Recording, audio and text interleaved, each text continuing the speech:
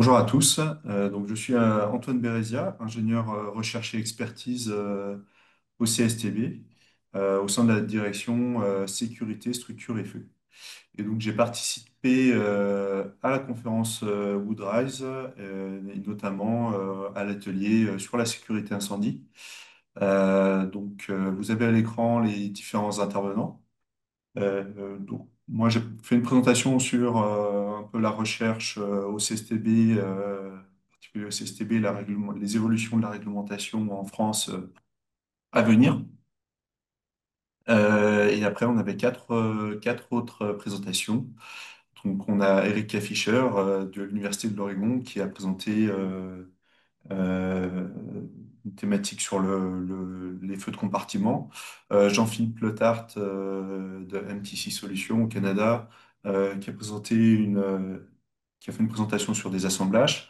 Hans-Erik Blomgren de Timberlab aux États-Unis qui nous a fait une présentation sur les traversées de poutres en bois labellé collé. Et Alar Just d'Estonie qui nous a présenté les évolutions de la partie 1-2, donc la partie feu de l'Eurocode 5 à venir. Donc je commence avec la première présentation sur les feux dans des compartiments bois. Donc les auteurs sont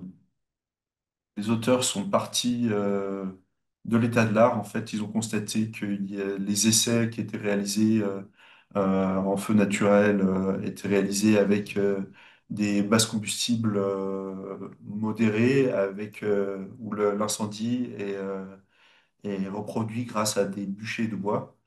Euh, et la plupart du temps, c'est sans examen de la phase de décroissance de l'incendie.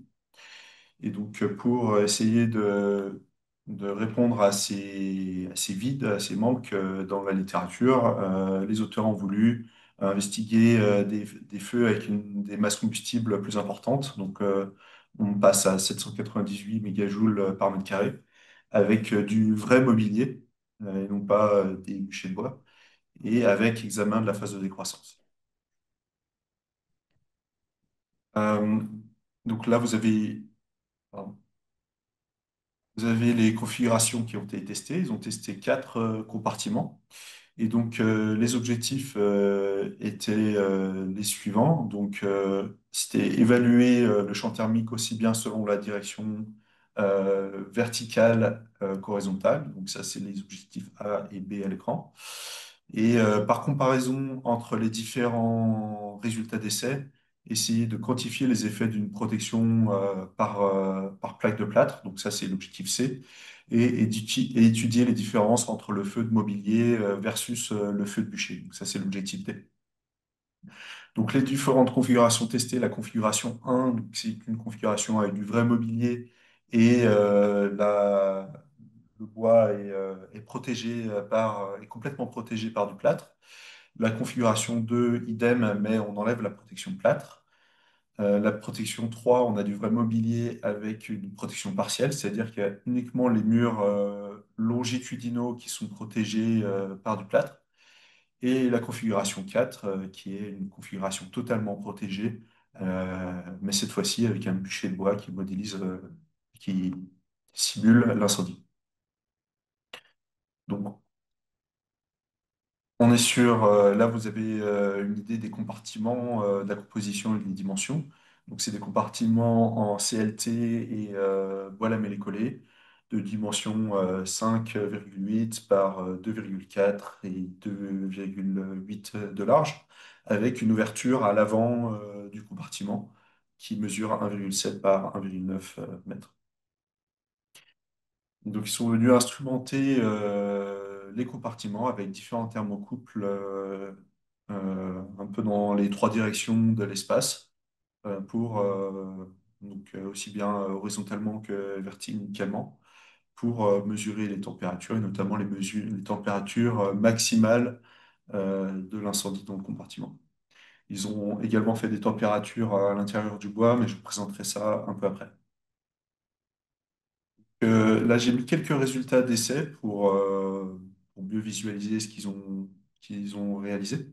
Donc là, on compare à gauche l'essai numéro 1 avec le vrai mobilier et l'essai numéro 4 avec le bûcher de bois. Donc ces deux configurations sont totalement protégées. Donc là, c'est les résultats, les températures qui sont mesurées dans le compartiment, à l'avant du compartiment, euh, dans les deux cas. Et donc, on voit qu'il y a assez de similitudes à l'avant du compartiment. Par contre, que lorsqu'on regarde à l'arrière du compartiment, là, on voit que l'évolution des températures est très différente. Que- donc, on voit que le mobilier, enfin, la nature du combustible a un impact sur le développement du feu. Ensuite, en comparant les configurations 2 et 3, donc non protégées et partiellement protégées, on voit que là, il y a des différences assez peu marquées à l'avant du compartiment et comme à l'arrière en termes de température maximale. Donc, voici ce que les auteurs ont conclu par rapport aux températures. Donc, premièrement, les températures maximales sont plutôt uniformes sur la hauteur du compartiment. On parle de température maximale. Les températures maximales sont très différentes sur la longueur lorsque le bois est protégé. Donc, c'était les configurations 1 et 4. Euh, Petit c, donc en comparant les compartiments, ils se sont aperçus que la protection ou non des murs a assez peu d'impact sur les températures à l'intérieur du compartiment, mais que la nature du combustible a un impact significatif sur les températures. Alors, outre les températures maximales dans l'enceinte, dans le compartiment, ils ont également mesuré les profondeurs enfin les vitesses de carbonisation grâce à des thermocouples euh, placés dans le CLT. Et donc là, vous avez un tableau qui compare pour les configurations 2 et 3 les vitesses de carbonisation à l'avant et à l'arrière du compartiment, des compartiments. Donc, ce qu'ils peuvent conclure grâce aux mesures faites à l'intérieur d'un même compartiment, c'est que la vitesse de combustion, la structure bois est plus importante à l'avant, c'est-à-dire proche de l'ouverture, et on a une variabilité beaucoup plus importante à l'arrière du compartiment qui est moins ventilé. En comparant les différentes configurations, ils ont conclu que la protection des murs par des plaques de plâtre ne paraît pas forcément favorable, pas favorablement à la vitesse de combustion. En conclusion globale, ils ont considéré, que les températures maximum relevées à l'intérieur des compartiments n'est pas un bon indicateur pour appréhender la vitesse de combustion pour ce type d'essai avec ce type de puissance. Euh, Ensuite, petit 2, la nature du combustible utilisé pendant un essai a un impact important sur les températures maximales mesurées. On a vu la différence entre le bûcher et le mobilier. Et 3, que la carbonisation peut survenir derrière la protection plate, parfois aussi rapidement que si le bois est exposé pour les conditions d'essai qui ont été testées.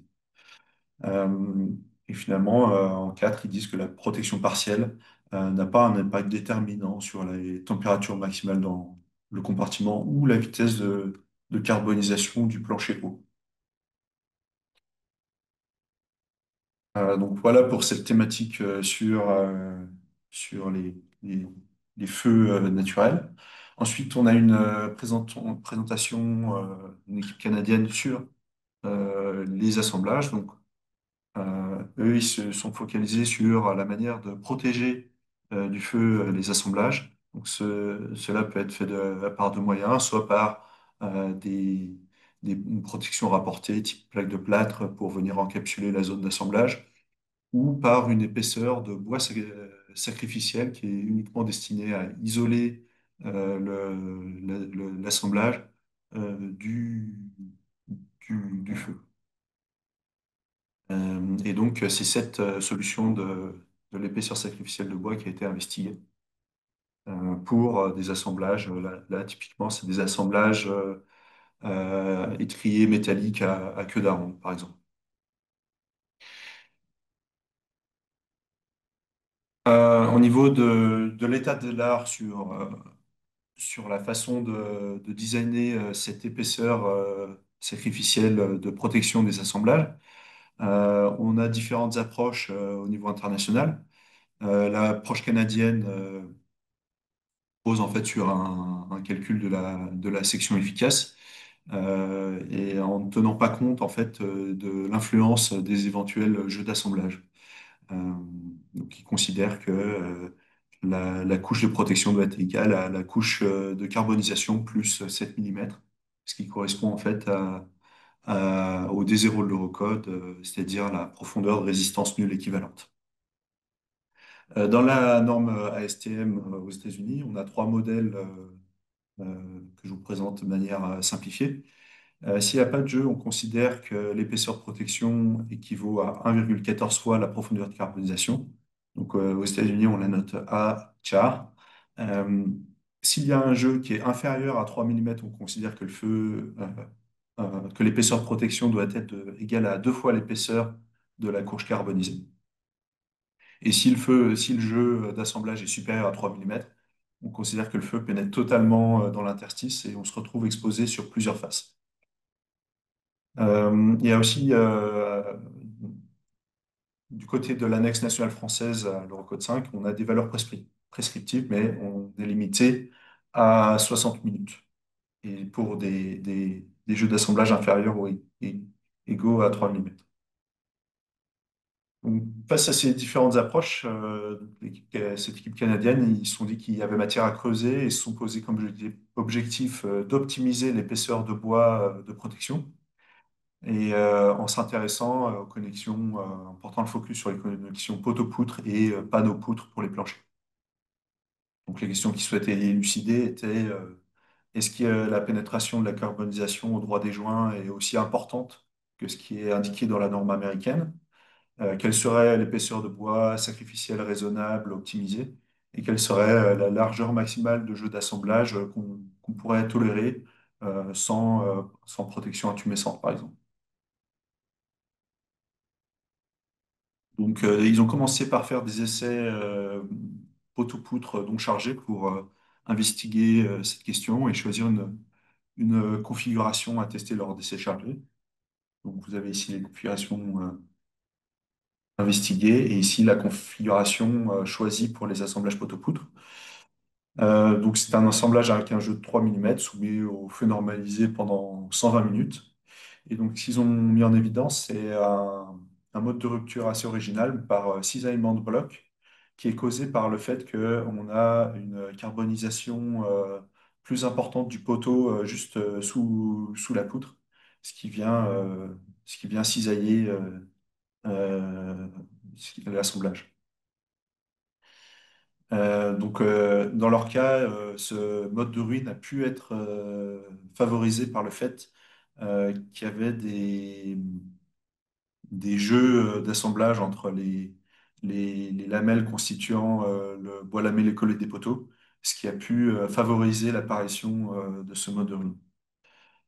Euh, et donc, ce qu'ils m'ont montré, c'est que d'une part, l'épaisseur de sacrificielle enfin, la vitesse de combustion dépend de la direction et donc l'épaisseur de protection de bois sacrificiel à mettre en œuvre est différente selon la direction. Et donc, ils ont trouvé que ça fitait plutôt bien avec les modèles sans prise en compte d'un jeu d'assemblage des normes canadiennes et américaines. Et ils ont montré qu'on pouvait potentiellement aller jusqu'à des jeux de 5 mm, mais cela doit encore être confirmé par des futurs essais. Ils ont également fait procédé de la même manière pour des assemblages euh, panneaux-poutres, donc des panneaux en CLT avec des poutres en bois lamellé collé. Et donc, ils sont venus investiguer l'épaisseur de protection nécessaire pour assurer la tenue des assemblages vissés. Donc, vous pouvez voir sur la figure en haut à droite que l'épaisseur est moins importante qu'en bas à droite. Donc, a priori, la configuration du bas est beaucoup plus résistante. Et donc, ce qu'ils ont trouvé, pardon, C'est que une protection égale à 2 fois la profondeur de carbonisation, c'est beaucoup trop conservatif.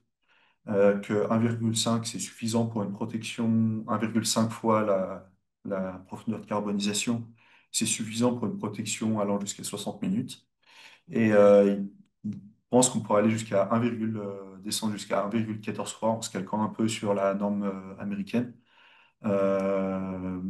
Euh, là, on commence à devenir très optimisé et ils ont besoin de faire d'autres investigations pour confirmer cela.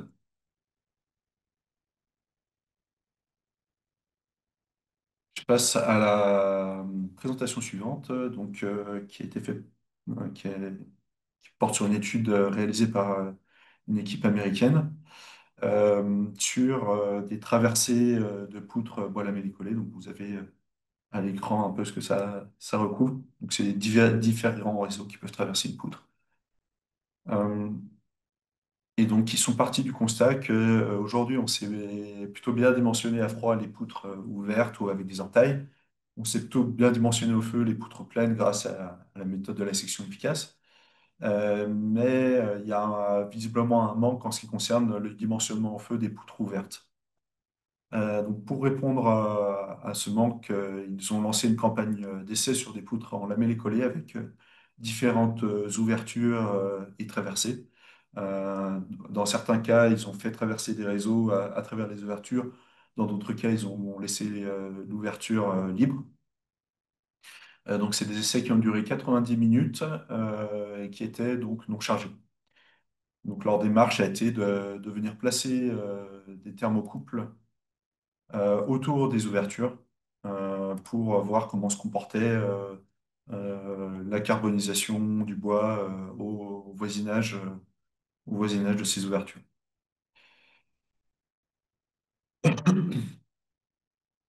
Donc, vous voyez un peu une vision d'ensemble de ce que ça peut donner. Un peu plus en détail, si on regarde à gauche les résultats des mesures de température, on voit que les courbes bleues et vertes qui correspondent aux thermocouples sur les côtés sont au-dessus des courbes en orange qui représentent les thermocouples à l'aplomb des ouvertures.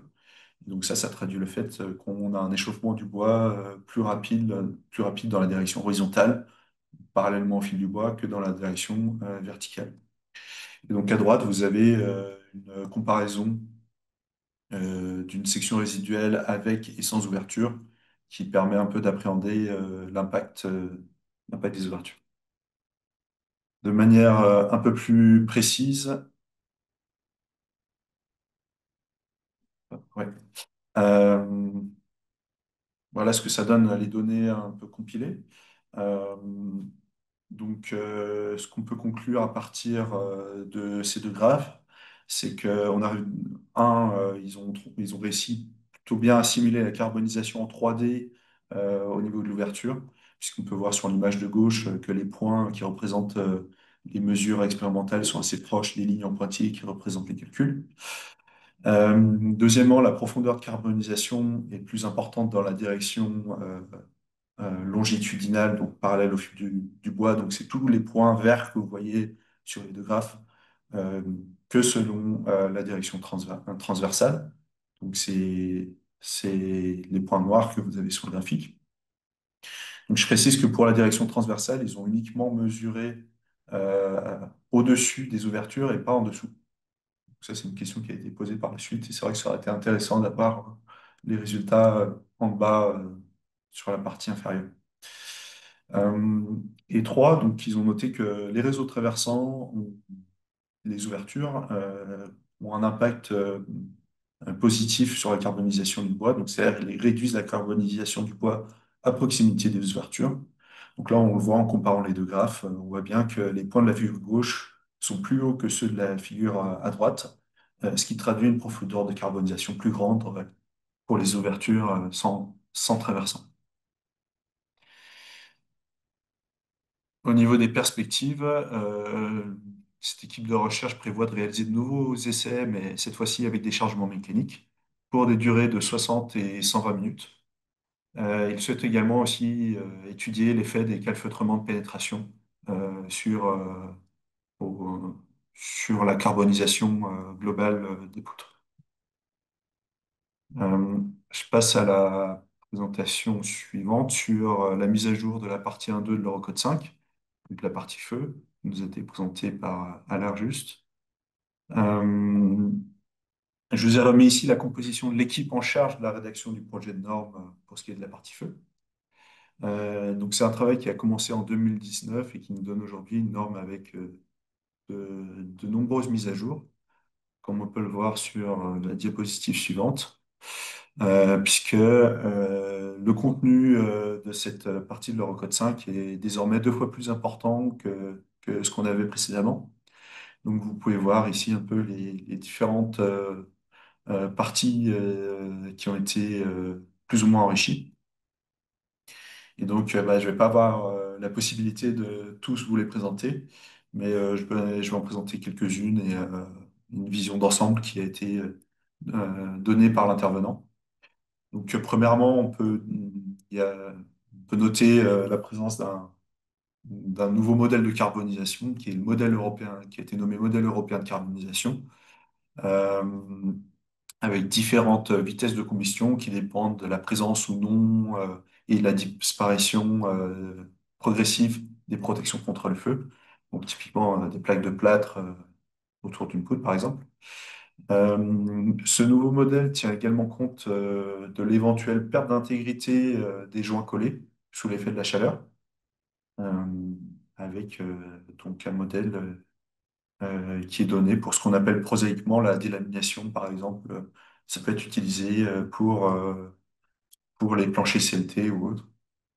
Et donc, ces méthodes, ce modèle s'accompagne d'un protocole d'essai qui est préconisé pour évaluer s'il y a ou non perte d'intégrité du joint collé, ou autrement dit, délamination.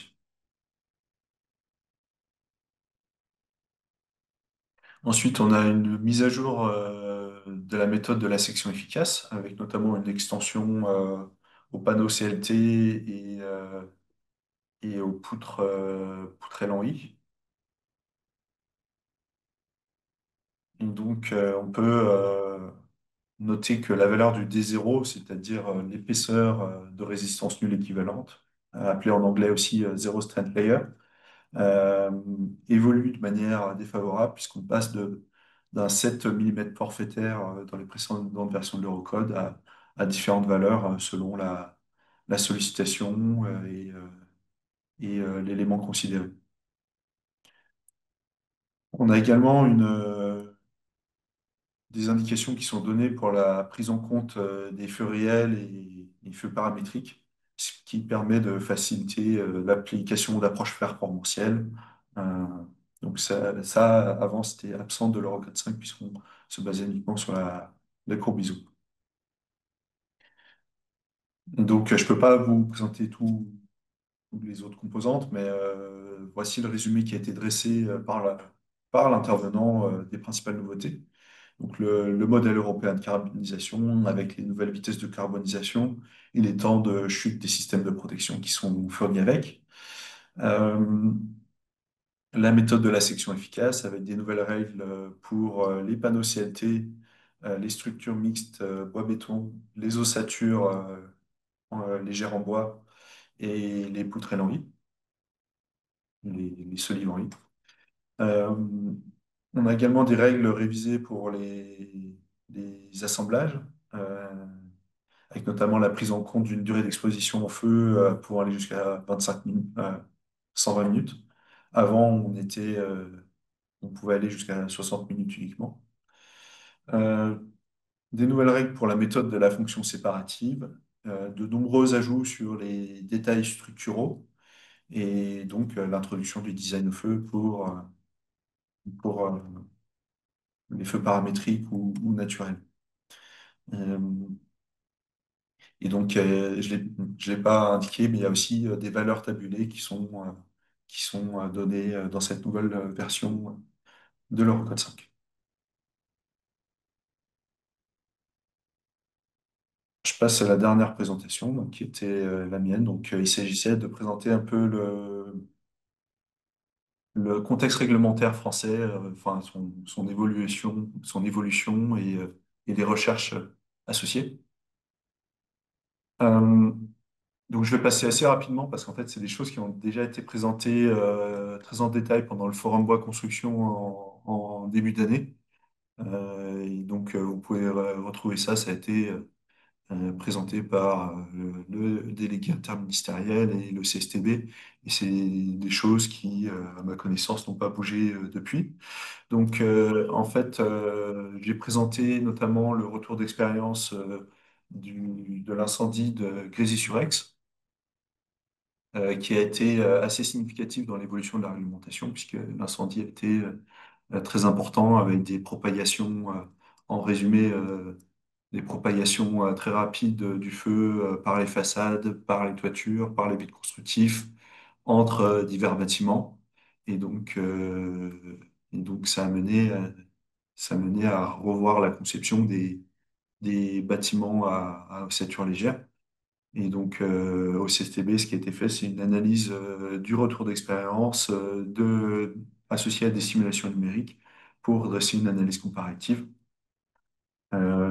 À noter aussi qu'il y avait une, un flux radiatif très important généré par les façades qui est venu fortement limiter, gêner l'intervention des pompiers, puisqu'on a évalué qu'il y avait un flux radiatif de 10 kilowatts par mètre carré, alors que le seuil est admis, généralement admis pour l'intervention des pompiers, c'est plutôt 5 kilowatts par mètre carré. Donc, suite à à ce retour d'expérience et à d'autres éléments de recherche qui sont la résultante de, des dernières années de recherche, la réglementation euh, va intégrer de nouvelles préconisations sur la protection des façades avec des zones de recoupement, des traitements des interfaces, des écrans thermiques, des traitements appropriés, des avancées de toiture et des balcons euh, pour justement éviter le scénario Grésy-sur-Aix. Et donc, il y aura également d'autres. C'est pas uniquement ça qu'il y aura dans la réglementation. On aura également une réduction, une limitation à l'emploi d'ossature légère, euh, un accroissement des exigences sur les cages d'escalier et sur la proportion de bois qu'on peut laisser apparent. Euh, Aussi des règles sur la protection renforcée au-delà de 8 mètres de hauteur et sur des systèmes d'extinction automatique à eau pour les hauteurs au-delà de 18 mètres. À savoir que la réglementation va aussi, euh, ce qui est important, c'est qu'on va pouvoir faire l'approche performantielle sur ces bâtiments avec des dispositions réglementaires qui vont faciliter le recours à l'ingénierie de sécurité incendie, pardon. Donc tout ça a été, je vous renvoie au forum Construction où tout cela a été présenté très en détail. En ce qui concerne la recherche, donc j'ai présenté ce qui est fait au CSTB. Donc, en ce qui concerne la résistance au feu, donc, on se repose sur différents équipements pour investiguer les questions de résistance au feu aux différentes échelles. Donc, avec un four maquette, un four vertical, un four horizontal normalisé et le four Vulcain four modulaire, dont les dimensions peuvent aller jusqu'à 3 par 7 par 9 mètres globalement. Euh, Là, je vais vous présenter quelques sujets de recherche récents ou en cours. Donc, on continue de mener des recherches sur le comportement hygromécanique du bois, avec notamment la thèse de Hussein Daher, avec des essais à différentes échelles pour essayer de voir la, l'influence combinée des paramètres humidité et température. Et donc ça, c'est des travaux qui vont être continués avec une nouvelle thèse qui va se focaliser sur la réversibilité des propriétés mécaniques durant la phase de décroissance. On fait également de la recherche sur le feu couvant, qui est une thèse qui est également en cours, qui a porté sur des matériaux à base de bois, des premières corrélations entre les espèces chimiques euh, émises et leurs proportions a permis de caractériser un peu le phénomène de feu couvant. Et donc ça, c'est des travaux qui vont être poursuivis avec des systèmes constructifs un peu plus complexes, où on sera plus à l'échelle du matériau, mais à l'échelle du système constructif. Dernier item, c'est une thèse en cours sur la proportion de bois apparent qu'on peut laisser visible et l'impact sur le développement du feu et in fine sur la tenue du bâtiment. C'est là ce qu'on recourt à, à une approche probabiliste pour évaluer l'impact du bois de la quantité de bois apparent sur la, la ruine ou non des bâtiments. Et donc, un premier résultat intéressant est que plus on augmente l'exigence de résistance des parties de structure, plus on peut se permettre de laisser du bois apparent. Donc ça, c'est une thèse qui doit se terminer. Il reste encore un an sur cette thèse. Et je mentionne aussi le projet Essaye Bois, auquel participe le CSTB. Donc ça, c'est quelque chose que je n'ai pas présenté pendant Woodrise. Donc contexte français, je pense que c'est intéressant de l'avoir. Là aussi, ça a été présenté au Forum Bois Construction. Et donc c'est le FCBA qui est plutôt porteur de ce projet.